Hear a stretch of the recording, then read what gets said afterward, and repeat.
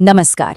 आज के इस खास विश्लेषण में हम यूपी की राजनीति के एक बेहद चर्चित और दिलचस्प चेहरे की बात करने वाले हैं।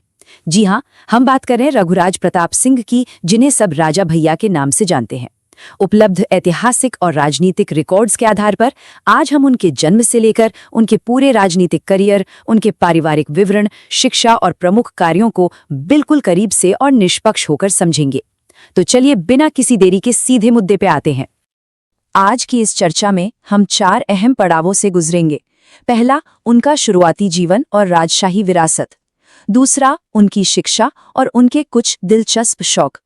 तीसरा, कुंडा से उनका राजनीतिक सफर। और आखिर में सत्ता, अलग अलग सरकारों में उनके मंत्रालय और उनसे जुड़े विवाद। तो शुरुआत करते हैं हमारे पहले हिस्से से, उनका शुरुआती जीवन और उनकी पारिवारिक विरासत। अब देखिए, इनका पारिवारिक इतिहास कोई आम इतिहास नहीं है। 31 अक्टूबर 1967 को यूपी के प्रतापगढ़ की भद्री रियासत के विशेन क्षत्रिय परिवार में उनका जन्म हुआ था। उनके दादा राजा बजरंग बहादुर सिंह एक जाने माने स्वतंत्रता सेनानी थे और बाद में हिमाचल प्रदेश के राज्यपाल भी रहे। पिता उदय प्रताप सिंह विश्व हिंदू परिषद और आरएसएस से गहरे जुड़े रहे और माता मंजुल राजे भी एक शाही परिवार से ही आती हैं। भरा पूरा परिवार है, पत्नी और 4 बच्चे हैं। लेकिन यहाँ सबसे दिलचस्प बात यह है कि इतनी मजबूत और राजशाही विरासत होने के बावजूद अपने परिवार से सीधे चुनावी अखाड़े में उतरने वाले वो पहले सदस्य बने। पारिवारिक पृष्ठभूमि के बाद अब बढ़ते हैं उनकी शिक्षा और निजी रुचियों की तरफ। पढ़ाई लिखाई का सफर भी काफी व्यवस्थित रहा है। शुरुआत हुई इलाहाबाद के नारायणी आश्रम के महाप्रभु बाल विद्यालय से। फिर 1985 में 10वीं और 1987 में 12वीं पास की। इसके बाद उच्च शिक्षा के लिए उन्होंने सीधे लखनऊ यूनिवर्सिटी का रुख किया। अब ये कॉम्बिनेशन जरा ध्यान से सुनिएगा। एक तरफ उन्होंने लखनऊ यूनिवर्सिटी से लॉ यानी कानून, मिलिट्री साइंस और मिडीवल इंडियन हिस्ट्री में डिग्रियां हासिल की, और दूसरी तरफ उनके शौक देखिए, साइकिल चलाने से लेके हवाई जहाज उड़ाने तक, साथ ही घुड़सवारी और निशानेबाजी का भी शौक। मतलब एक तरफ गंभीर अकादमिक पढ़ाई और दूसरी तरफ इतने एडवेंचर वाले शौक। ये विरोधाभास सच में उनके व्यक्तित्व को एक अलग ही रंग देता है। चलिए अब आते हैं इस विश्लेषण के सबसे अहम हिस्से पर, कुंडा से उनका राजनीतिक सफर। जरा सोचिए, सिर्फ 26 साल की उम्र। ये वो उम्र है जब ज्यादातर युवा अपने करियर के बारे में सिर्फ सोच ही रहे होते हैं। लेकिन 1993 में इसी उम्र में उन्होंने निर्दलीय उम्मीदवार के तौर पर राज्य स्तर का विधानसभा चुनाव लड़ा, और सिर्फ लड़ा ही नहीं बल्कि जीतकर पहली बार विधायक भी बने। इतनी कम उम्र में, और वो भी निर्दलीय, ये अपने आप में एक बहुत ही जोरदार शुरुआत थी। कुंडा का इतिहास अगर उठाकर देखें तो 1993 से पहले यहाँ कांग्रेस के नियाज हसन का एक तरफा दबदबा था।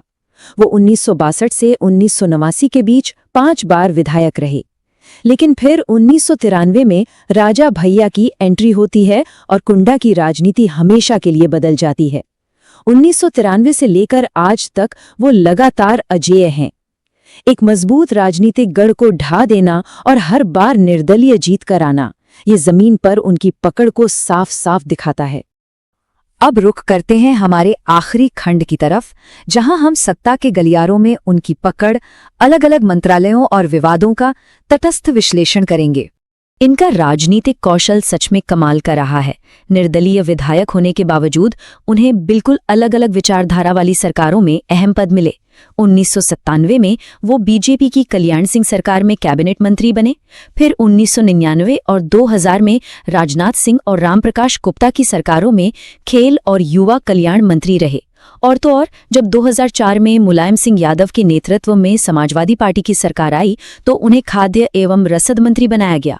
मतलब सरकारें बदलती रहीं, लेकिन अहम मंत्रालयों में उनकी मौजूदगी हमेशा बनी रही। हालांकि राजनीति है तो उतार चढ़ाव तो होंगे ही।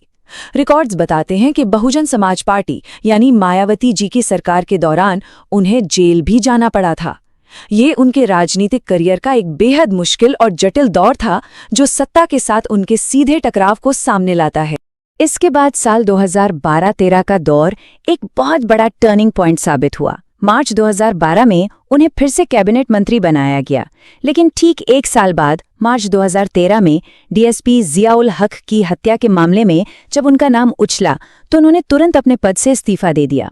इसके बाद मामले की जांच सीबीआई को सौंपी गई। फिर अक्टूबर 2013 में सीबीआई ने उन्हें पूरी तरह से क्लीन चिट दे दी और उन्हें पूरे सम्मान के साथ वापस कैबिनेट मंत्री के पद पर बहाल कर दिया गया। तो इस पूरी जीवनी के विश्लेषण के बाद एक बहुत बड़ा सवाल हमारे मन में आता है। एक राजशाही पृष्ठभूमि से आने वाला इंसान बिना किसी बड़ी राजनीतिक पार्टी के चुनाव चिन्ह के 1993 से लेकर अब तक एक ही सीट से लगातार अपना अजेय वर्चस्व कैसे बनाए रख सकता है? ये सवाल वाकई हमें भारतीय राजनीति की जमीनी हकीकत पर गहराई से सोचने पर मजबूर कर देता है। इस विश्लेषण में हमारे साथ जुड़ने के लिए आपका बहुत बहुत धन्यवाद।